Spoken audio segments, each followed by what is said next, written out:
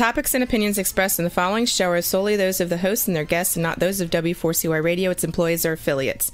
We make no recommendations or endorsements for radio show programs, services, or products mentioned on air or on our web. No liability, explicit or implied, shall be extended to W4CY Radio or its employees or affiliates. Any questions or comments should be directed to those show hosts. Thank you for choosing W4CY Radio.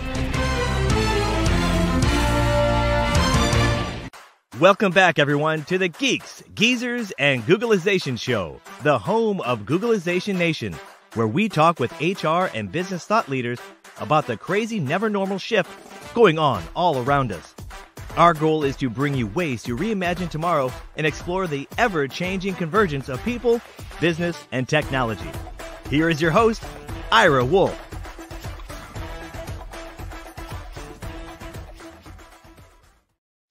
Welcome back, everyone, to the Geeks, Geezers, and Googlization Show. Thank you for being part of Googlization Nation. I'm Ira Wolf.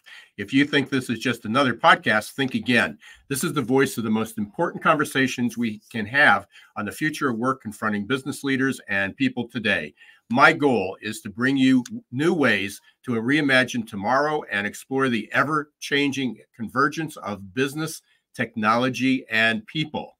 In other words, help you make sense of this never normal, messy, weird, unfamiliar, and fascinating world that we seem to be careening toward. On today's episode, I'm diving into a question that's been bugging me for most of my adult life.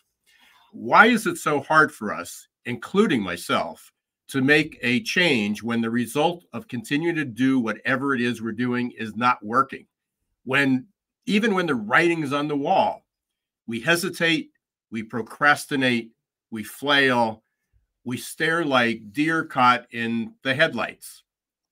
Yesterday, while reading feedback and responses to my students' assignments about the results of their adaptability quotient assessment, I had one of those fabulous aha moments. Now, I suspect many of you like me are like me when it happens, and you can't wait to share it and discuss it with someone. Well, today, I have that opportunity with the world-recognized expert in the mindset of innovation and the art of human capacity reinvention, which is a mouthful. My guest is Michael Lee. In addition to a deep dive into adaptability, which you know is one of my favorite topics, we're going to peel back the layers on a little something that I recalled in that aha moment called the Dunning-Kruger effect. I know that's a mouthful, but stick with me for a minute. You know how sometimes we think we're the LeBron James, the Steph Curry, the Caitlin Clark after getting nothing but net after tossing up a basketball. Well, the same thing happens to us in our day-to-day lives when it comes to complex decision-making. It turns out there's this psychological quirk where we, and yes, I'm including myself here, might overestimate our ability. It's like believing you're a gourmet chef because you just nailed it with that grilled cheese sandwich. This bias can make leaders think we're ready for whatever change throws our way, armed with nothing but our past wins, years of experience, and a sprinkle of optimism. We've been there, we've done that. Am I right or am I right? Unfortunately, we're wrong. The Dunning-Kruger effect, defined as a cognitive bias in which people with limited competence or some competence is in a particular domain overestimates the ability. Basically, we overestimate our, we think we're LeBron James or we think we're the gourmet chef. It's like wearing blinders, making us obvious to the complexity of new challenges and the need for fresh perspective. So why does this matter? In a world that's spinning faster with never normal change, adaptability is king. And that's why I can't wait to dive into this conversation with Michael. But before I bring him to the stage, today's show is again brought to you by our good friends at Ivanti. Ivanti is at the forefront of making everywhere work work. Next week at this time, I'll be participating in the Ivanti Solution Summit. And I can't wait. There's an amazing 700 people registered already for the event, more than double what they anticipated. There'll be over 70 educational sessions and keynotes. But what I'm most excited about is the release of their 2024 Everywhere Work Report. I can't wait to share the results with you over the coming weeks, but there's this chance, there's still a chance for you to join me and the Avanti team on April 10th in Dallas, Texas for this epic summit. Let's learn a little bit more about the summit and how you can attend. Avanti Solutions Summit 2024 is just around the corner. Join us in April to shape the future of work together with Avanti. Learn more about this exciting event and register on the Geeks, Geezers, and Googlization website. Use code SMIndustryPartners. As you heard, you can learn more at Geeks, Geezers, and Googlization.com or by visiting Avanti.com, or just message me and I'll be happy to send you the link. Now it's time to dig into a little future shock and awe with Michael Lee. Michael's the creative breakthrough artist, he's also an artist, but creative breakthrough catalyst, a working creative professional who facilitates breakthroughs for leaders and their teams. As I mentioned earlier, he's a world-recognized expert in the mindset of innovation and the art of human capacity reinvention. He's internationally certified as a master of creativity and innovation coaching, a master NLP practitioner. That's a mouthful.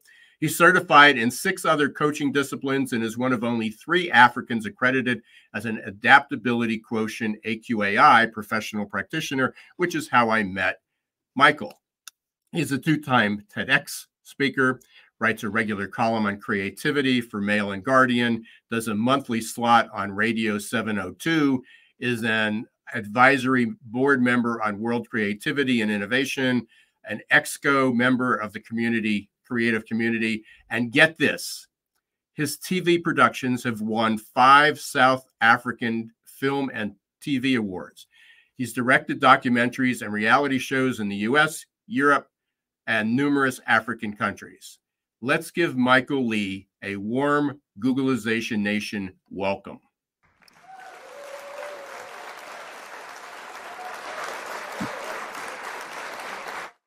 Hey, Michael, welcome. Thank you, Ira. Thank you. It's good to be in the Googlization Nation.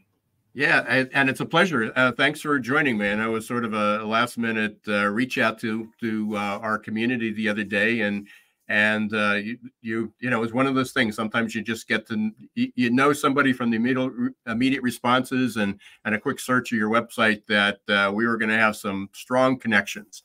So you got a long list of accomplishments, and hopefully we'll dig into some of those. But let's talk about how did you get, you obviously have this fascination with creativity, innovation, and now adaptability. Talk about a little bit of your journey, because obviously you have a background in writing and production and creativity. Yeah, I actually, as you can hear from my accent, I'm from the US, but about in my early 20s, I decided to become one of those Americans in Prague. If you remember that weird period right after the wall came down and everybody ran to Eastern Europe, Central Europe to like be creative. So I was involved with a literary magazine there, wrote a couple of novels, which I actually lost. And that's another story. But eventually made my way to New York, where I learned, started in Prague and in New York, learned how to make TV and ended up in TV and film, and ended up in South Africa through a long series of events that would take longer than we have on the podcast. But, after working in film and TV here for a long time, I actually got hired to start a film school in Johannesburg, South Africa. And as part of the development of the school, we wanted to create a creativity curriculum that was separate from, being a director or an editor or whatever, but actually looking at creativity as a science, separately. And what ended up happening was that I ended up going to Nigeria to do a reality show. So we were teaching the class using just like, The Artist's Way by Julia Cameron and the kind of classic creativity books. While I was gone, somebody else came in and didn't do that. And then when I came back, they didn't have the books. So I had to start teaching without the books and started developing a curriculum which started to understand how creativity works and basically looked at the gaps in what people were doing to help people be more creative, and also the complication of it, and try to find a way that was much more succinct and focused and easier to operate with. So that was about 12 years ago that started, and more recently, the last few years, just before COVID, started doing that in the real world outside of the school. So that's the really short version of the journey to becoming an African American in Johannesburg, who focuses on helping organizations and people be more creative and more adaptable through the AQ stuff and more innovative. Yeah, so so all of that led you to the AQ. Now, to me is I think everybody in the world should be, you know, understanding AQ and adaptability, like you. I mean, and especially in these times. But as a film producer, a creative, an innovator, you know, what led you, or what was your introduction to the AQ that, I guess, what was the connection there? Why did you see that as a possible aid, tool, solution that you didn't have in your already pretty large toolbox? Well, so first of all, in 2019, I think I gave a very short talk here about let's create AQ in Africa. And then discovered very shortly thereafter that somebody was already doing it. So when I discovered that someone was already doing it, I got very interested in finding out about that. And then the other part of the answer, though, is that I operate with a principle that we've called innovativity. And it's on the basis of, and it originally was creativity and innovation are really one thing, right? That creativity is thinking differently from yourself. Not just thinking differently from other people, because that isn't really useful. You have to be able to adapt your thinking to attack the problem you want to solve. And innovation really just the physical action that follows that. So acting differently from yourself. Adaptability kind of completes the circle because it's being different from yourself, right? So it starts with adaptability, being different from who you are, right? Naturally, being able to change who you are. And then that gives you thinking differently, and then that gives you acting. And once you innovate, you have to adapt to the innovation. So it's just a cycle that done correctly is really positive, and everything but done incorrectly is very damaging. Yeah, well, as I said, our thought process is just from our couple of WhatsApp chats and a few emails back and forth. I assume that there was this synergy, there was a synchronicity in our thought process. And similarly, you know, one of the things that AQ or what I found was missing, that missing piece you talk about completing the circle, was we talk about helping people be creative. And I've been on this pursuit for years. My master's of leadership, I was introduced to a lot of De Bono's work, in creativity. So I was looking ways to kind of think outside the box. And obviously, creative says, "What box?" You know, who said there was a box? But we didn't teach people how to get there, because in order to be more creative, you have to take chances. You're going to make mistakes. There's no such thing as a stupid idea, but there are ideas that don't work. And that seems to be the hang up with most people, that I'm teaching this class and I bring it up all the time, but I'm learning. Hopefully they're learning as much from me as I am from them, because they're giving these responses. But here's 22 young students. Well, obviously they are young, but 18 to, let's say, 21, 22 years old, taking an innovation and entrepreneurship class. And even 2/3 of the way into the semester, as of yesterday, one of their biggest fears is to ask a dumb question in class. And that fear factor is there. And what I keep emphasizing with them, and I've introduced them to the adaptability quotient and so forth, but I keep talking about, it's about mindset. It's about developing that growth mindset to not be afraid to take the risk that if I ask a dumb question, if I ask a question that the other 21 people in the room assume is stupid and not worthy, then you ask yourself, why? You know, are they wrong? Are they just stuck in their fixed mind, in their mindset, and they don't see the opportunity? Or is it really a dumb question, but it's a learning opportunity? It's not the question itself has no context. it either is a good question, it's going to stimulate thought, or it's going to take you down another road. So I love the fact that you said this is going to complete the circle, or it's a third, it's a third leg on a three-legged stool, or whatever we do.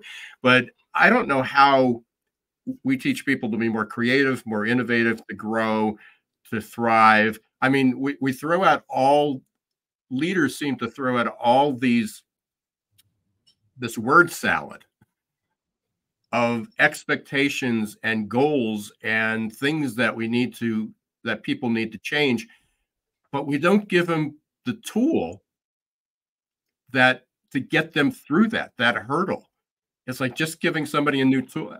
You could give me a basketball and ask me to throw it from center court all day long. It's, with all the practice in the world, I'm probably not going to be as good as the top people. And I don't care. I'm 5'8" and I have got no lift, and I'll never dunk a basketball. But you can teach me the fundamentals, how to do that. Doesn't mean I wouldn't try, but it's not going to be easy. And that's the part that people give up on. The difference between the basketball example and, creativity or adaptability is that all of us are born equally adaptable, right? You're 5'8", I'm basically 5'8"-ish, 5'9" maybe. I can't jump. I definitely will never dunk a basketball, except on those kiddie courts, But and no matter how much, but we could learn to shoot better and, make a 3-point shot and that kind of stuff. But we are all born adaptable because that's the whole point. That's how we learn, right? So we all have infinite adaptability because when we're born, we're nothing, right?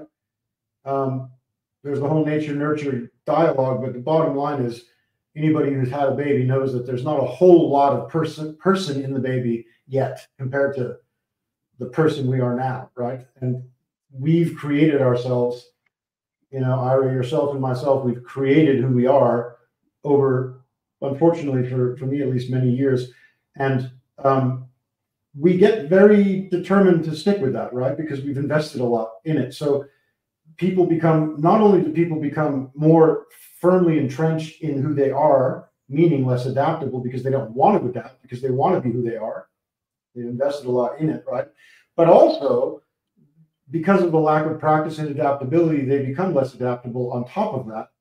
So both the willingness or the mindset and the ability are compromised, right?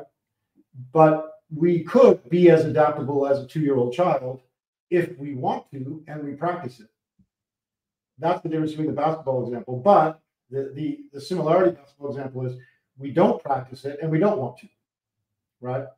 Right. If I took your brain now and put it in your brain when you were 1 year old, well, you are sitting in a chair, but you'd still be sitting. You wouldn't be able to walk, right? Because you would have tried like 50 times and you'd be like, this is not what I'm good at. Like you say, you're not good at dunking a basketball, And although the basketball example is pretty good because you're probably not going to ever learn to jump that high. It's just physically impossible. But there's also a mindset thing there. Like maybe you could learn to jump that high, Maybe. But yeah, it's not worth it because it's not who you are. You're a 5'8" guy, right? Yeah, I mean, we had it's about a year ago. We had Stephen Kotler on, and he's the father. He's the father of Flo, and he actually had just released his book Nar Country at that point, and we talked a little bit about that. And here's a guy in his mid to late 50s doing some pretty extreme sports, what we would consider almost reckless. So to your point, as a very older baby boomer, learning to dunk a basketball when sometimes bending over to put my shoes on or socks on seems to be a monumental effort. Yeah, I probably can do it, but am I willing to throw my back out? Am I willing to break a bone? So we can do it, but those are risks, and those are calculated risks, and some people are willing to take those and they're not. So I want to make sure that everybody understands that we're not talking about having people do extreme things, Sometimes it could be simple as changing your job, changing your routine. We're living, the topic of this, our focus is about future of work. And just yesterday, I saw, what was the company? A CEO of a large company just decided that although just months ago they were going to do a hybrid type of work schedule, or a remote work schedule, now people have to come back to work 3 days a week. Okay. And I always ask that question, and this is the lead into this Dunning-Kruger that I mentioned earlier, is that is the struggle with the change of remote work to hybrid work from going to the office, going to work, related to the leader's inability to manage a team, to collaborate, to be innovative, to be creative remotely? Is it that it can't be done, or they're just not competent enough yet? Are they in that conscious, the unconscious incompetence state that they don't know what they don't know, therefore it won't work, or do they have a justification for that because some of the employees may not be competent to work remotely, to work on their own, to do it visually, digitally, or is it reality? Is it, and we don't know. I mean, but people are making these gut adjustments without helping people adapt. I just want to touch on something you said earlier about that we're not telling people to do something dangerous, right? The problem we do face is that people treat it as dangerous. Like, good point. It is as dangerous to a lot of people to change jobs as it is to skydive or something, right? That's the problem we're facing, because although we have the skill to adapt as much as we did when we were a child, we don't think we do, right? And we don't think that the risk, you raise a great word, risk, we don't think that the risk is worth it. But there is not actually, a lot of the risk is just imaginary. Yeah. Right? We're not standing in front of a lion in the jungle and it's about to eat us. Yeah. It's just like, oh, changing my job. It's actually not necessarily a risk at all. It might be a much bigger risk not to change your job. Yeah. And you bring up such a good point. And again, all my dots are connecting in my head if people can't see that. But, one of the things is, and this just connected with me in the last 2 days as well, when the Dunning-Kruger effect came up. But there's something called the Holmes-Rahe scale. I don't know if you're familiar with that. It's HOLMES dash. It's two gentlemen, Holmes and Rahe. It's RAHE, and people can look that up. And what they identified is, I can't remember the number of stressful activities in life, but they identified like, let's say 100 stress-inducing activities, events in life that really challenge people. And it goes from getting a traffic ticket at one end. And I remember some of the numbers that were assigned to it. And out of a scale of 1 to 100, that's an 11. All right. So it's pretty low on the scale. Versus the death of a spouse, which is at 100, at the high end. Okay. So these are really stressful life events that disrupt people. The reason that I'm bringing up is that you triggered that moment in my head was with changing a job. Changing a job's 37. I think 37, 38 on the scale. So still down there, not as great as marriage, retirement, birth of a child. Okay. Public speaking. Yeah, I'm not sure if public speaking was on there, but it obviously that is one of those fears. But what's interesting is if changing a job was a 37, then the next spot up, which was 38, was the death of a good friend. So when you think about the stress that's induced from the death of a close friend, and you have that same level of anxiety, stress, grief of changing a job. That's enormous. I mean, forget all those other things, those big events. But people say, well, what's so hard? You apply for the job, you had an interview. And I always say it's the fear of rejection, because what if I apply and I don't get it? I have to go through interviews, and they're always stressful, especially if you get interviewed by a manager who can't interview, and you're so there's all these stress points. So why would I want to do that? I mean, I got my paycheck. I got remote teen. I drive by the Starbucks I drive through every morning. I've got this commute, or I've got this routine at home. Why would I want to change that? Even if I hate my boss, I hate my job, I hate what I do, and I'm unhappy. Yeah. And of course, adaptability, as you know, as an AQ professional, highly adaptable people are 50% more healthy, mentally healthy. Right.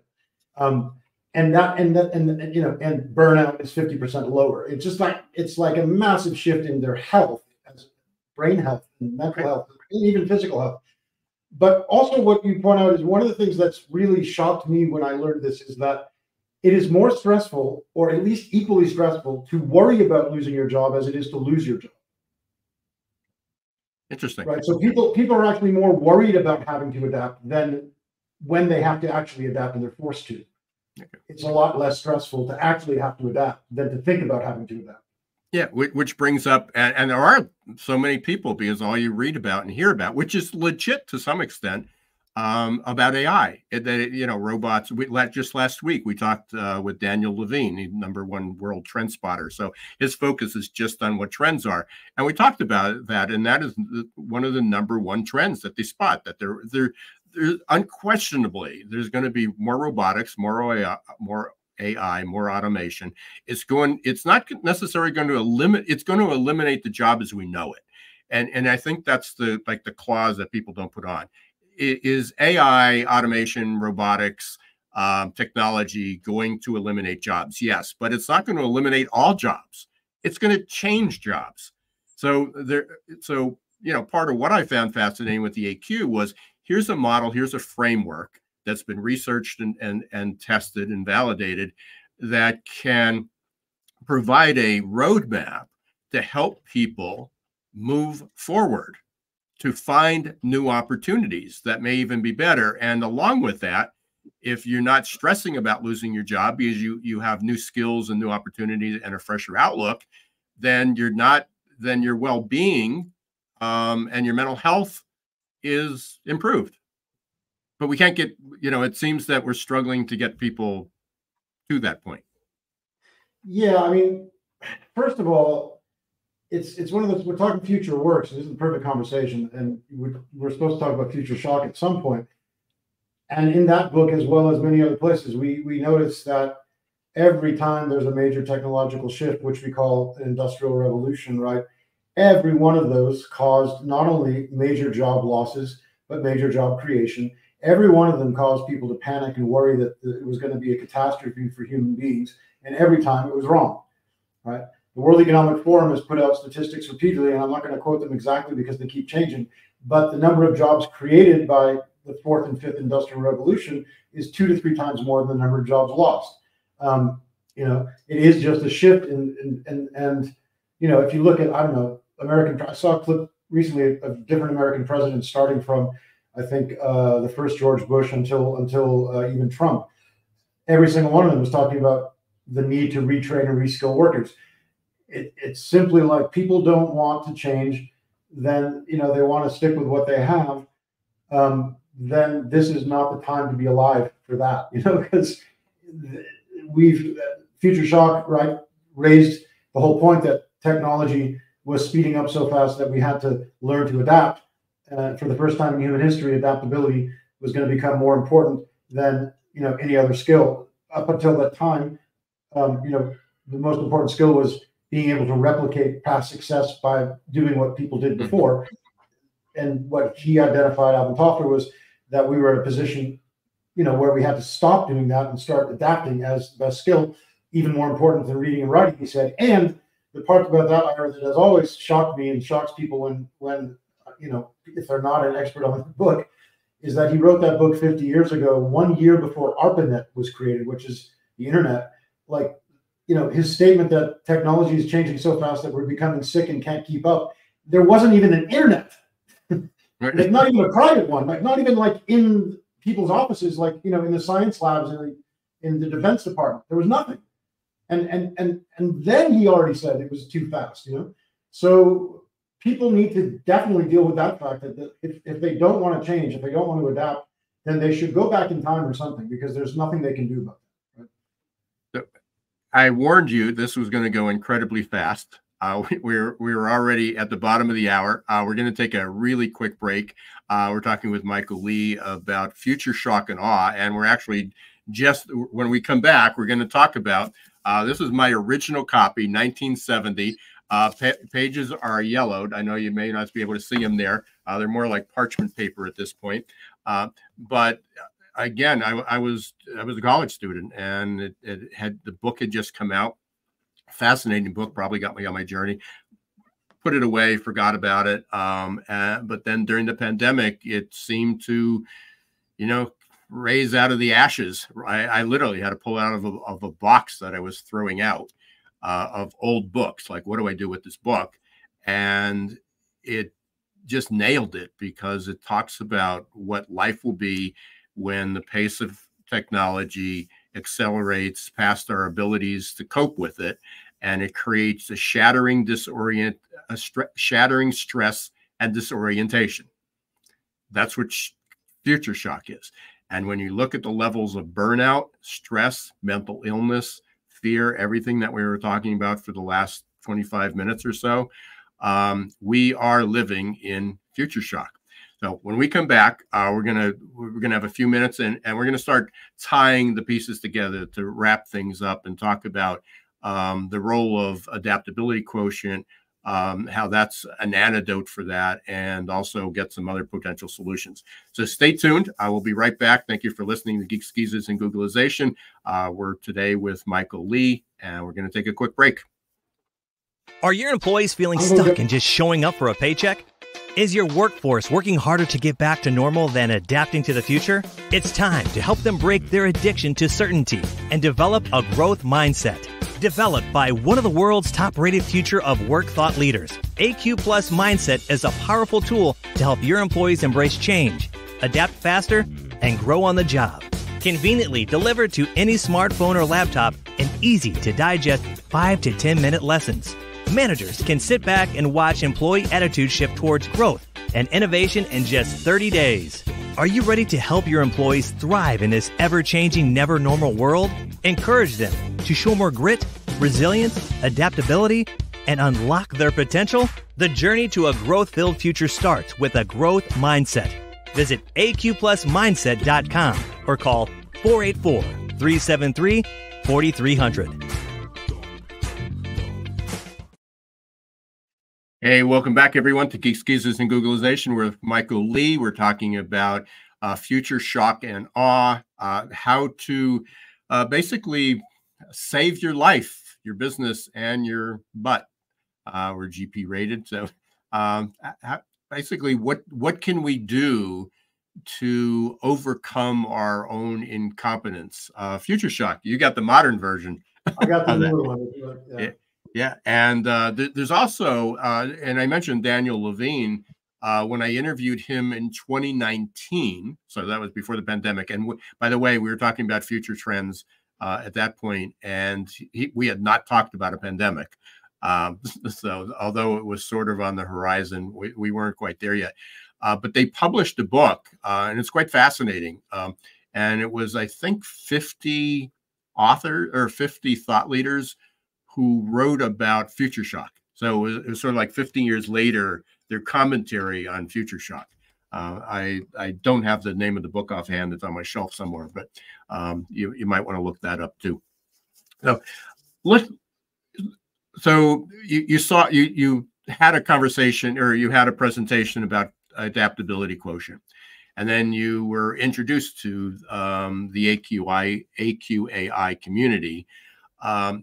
What was in, or from the AQ, what was, I guess, what resonated with you? What did you see that was that attracted you that this could be a potential solution or enough to, add it to your pretty impressive portfolio of tools to help people. Well, as I said, I'd already been thinking about AQ before and thought like that was, and it's not, I don't think that Ross and the guys who've made the AQ assessment were the first people to think of it. It's been in the ether for 20 years. It's just they're the first people to actually go out and do the work and spend the money to develop it into something usable. But it's certainly been a vibe, a vibration that AQ was the next IQ, EQ, AQ was coming, So when I stumbled across people were doing it for real, and it's a serious thing, and it's very well developed and very well run. And I mean, because you're part of the community is really solid, really good people who care about adaptability and all of the various things that connect to adaptability, like creativity. And it's a very well-run community. There's a lot of activity. The fact that you and I are here together today is a reflection of that. And the people in the community genuinely are high-level thinkers who are at the cutting edge of this, right? Because even though we're 50 years late, even though we were told 50 years ago that it was all changing within 10 years, the one thing Alvin Toffler seemed to get very wrong was he overestimated, I think, human beings' willingness to adapt. Because it's 50 years later and we're still not getting it. So what we're talking about today. I think it's a great community of people and a great product. Yeah. So just to kind of refresh, because hopefully we have some new listeners here, but this may be a reminder for others. What I found fascinating was that the model of the AQ encompassed a lot. So it wasn't just putting the burden on individuals. And oftentimes, one of the abilities is grit and resilience. So in 2020, 2021, we sort of normalized those words. We got tired of hearing about how gritty we were and how resilient we were. And they became literally the words of the year for grit and resilience. But grit and resilience allows you to keep going, to continue going, which we need, perseverance, getting knocked down, getting back up, bouncing back, doing it quickly. But that just keeps you going in the same direction for a lot of people.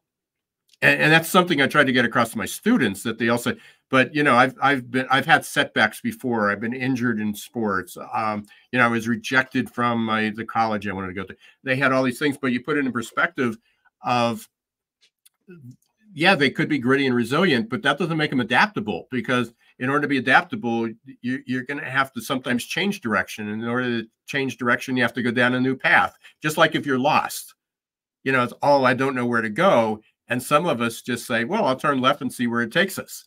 How bad could it be? And others is, well, I don't know what's there. I don't know if I make that left turn. So, we talk about what I liked about it, they put the model together with grit, resilience, growth mindset, mental flexibility, and the ability to unlearn, to undo those pathways. But it also looked at environment. I mean, it looked at that, I was for 28 years, my business was focused on helping companies hire the right people. And it caught me soon. It was sometimes we help people hire right people, but they're the wrong people for that culture, the wrong people for that management. And oftentimes the environment's not ready to change or doesn't allow people to adapt. So what I loved about the ACE model and the AQ was it said, okay, management has some responsibility in this, in giving the support, creating the environment, creating the practices to help create an innovative, adaptive environment. And so do individuals, from leaders down the front line of building their abilities. But also sometimes our personalities get in the way. An introvert says, but I don't like working, I need to work at home. I love working at home, going back to our remote work stories.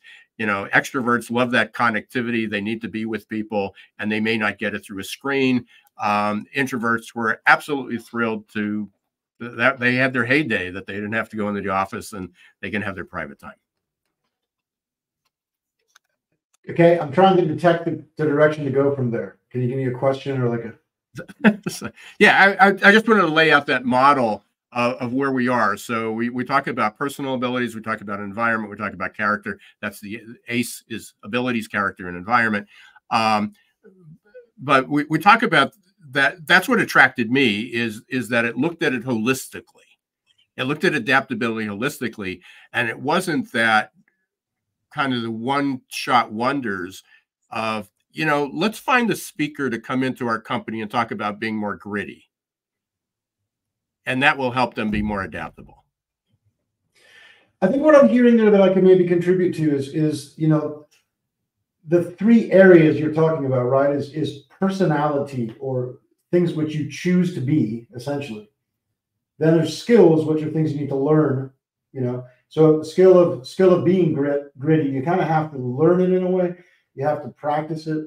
Mindset, these are things you have to practice. Whereas then the character skills are that. The ability skills are more around things that, you know, that you learn, right? So I'm actually mixing it up. So mindset and stuff is more around the abilities and stuff that they talk about, right? And the character stuff is more around the issues of being an extrovert, like you said, or an introvert, looking at things in the big picture and the details. Are you hopeful? Right. Yeah. That are hopeful and or skeptical. You know, these are things that are more character traits, and those can be changed immediately, right? You can actually literally be an extrovert immediately as an introvert if you want to, but we're convinced that we can't. And that, for me, what's interesting there is that there are three different ways to approach change when we're talking about future of work. One way is to work on people's skills, give them better skills, teach them to be more gritty, teach them to have a better mindset. Another way is to actually transform them as human beings, what they are. So if they're not hopeful and they're more negative thinking or skeptical or careful, like, you can teach them to change the way they behave or think about themselves. And that can actually literally technically be done in an instant, right? It's a quantum moment. You can change from not hopeful to hopeful instantly if you choose to. It's just hard to do it. But and there's the environmental factor, which works two ways, right? Which is actually change the environment and also, you know, figure out how people are experiencing the environment and change that. But that was exciting. So I feel like I'm in a theme park. I'm good. So the point I'm making, Ace, is that for me, my main focus as a trainer and speaker and stuff is around mainly not around the skills as much as it's around the personality trait area, because going back to the beginning of our talk, and I'll try to loop this around so we're wrapping in where we began, but what keeps us from being adaptable is not primarily our skills of adaptability, it's primarily our personality, right? Because the very thing of who we are is a refusal to be adaptable in most people. Because mostly we've been taught, and this touches on future shock very powerfully, because we've been taught through all of human history, not only by our schools and our society, but by our very nature as humans, that we should grow up to be somebody named Ira Wolf or Michael Lee. And when we've done that, you know, we can describe ourselves and say, this is how we are. I am this way and that way. I like certain things. I don't like certain things. You know, this kind of people, I get along with, that kind of people I don't. And in those descriptions, we paralyze ourselves into, you know, an almost addictive state of this is who I am. Well, we talk about that. We're addicted to certainty. Yeah. We're completely addicted to not only to certainty, but addicted to ourselves, right? Our description of who we are. And that is the enemy of adaptability. So what we need to do in the future of work and in the future of life is learn to actually be able to go, well, today Michael is going to choose to be, you know, cautious, because the problem I'm dealing with today requires caution. But yesterday I needed to be, you know, reckless and have reckless abandon because that problem required that, right? And that is adaptability. Yeah, I love that explanation, and I always hate this part of the show because it's like we sort of just like, okay, now we're into something, let's pursue it. So I hope you'll come back. We're talking about having more people from the AQ community and continuing this conversation. So I'm looking forward to that. We've got to wrap up things here. One of the I mentioned earlier, one of the favorite parts of the show is this lightning round, and I'll ask you to keep your answers pretty quick. They're to get to know who Michael Lee is. So number one is when you need to kind of chill or meditate or relax or just get out of your or become creative. Who's your go-to band or type of music that you go to? If what you're talking about there, the most useful way to be creative with sound is white noise. So to answer that question, not a band. Nature or literal white noise like a cafe sound. But if I really want to just I'm like a 70s rock, 80s rock guy, just to get myself psyched up. It's very old stuff. But really, like, to answer your question properly, it's white noise. Okay. So who's the band that you go to when you want to rock? The Eagles. Oh, okay. That's good. I'm not sure we've ever had the Eagles. I've done a couple hundred shows, and I'm not sure the Eagles has ever come up, but they're a great band. The Last Resort is the best song ever written in human history. So, so there you go. There you go. Here's I'm going to put your creative hat on. Then we're going to wrap. If you were a vehicle, what would you be and why?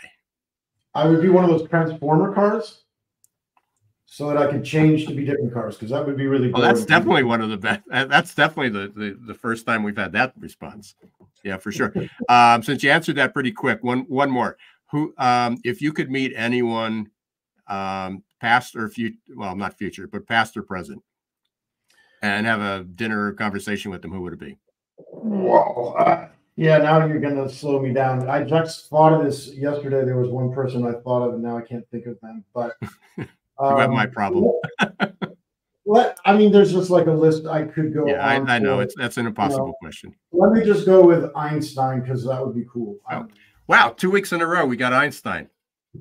It wasn't my best answer, but I can't think of the guy that I thought of yesterday. Yeah, not Alvin Toffler, huh? Or his wife. Actually, his wife was supposedly the brains behind Alvin Toffler. Okay, Cleopatra maybe also could.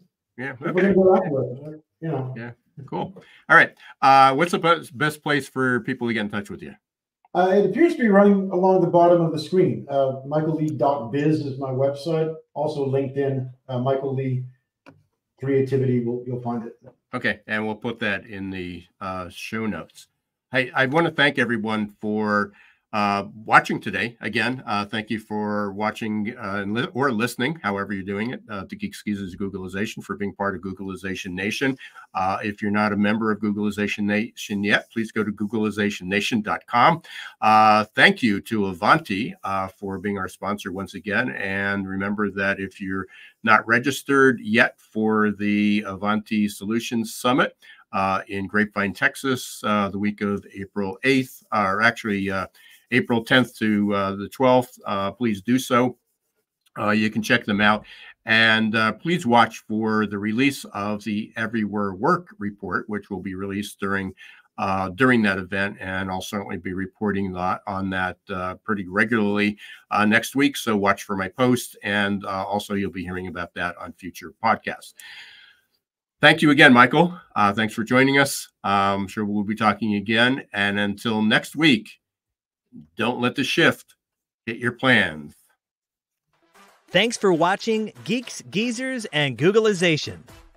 Be sure to listen to the podcast and follow us on YouTube. This show was produced and edited by Hilton Productions.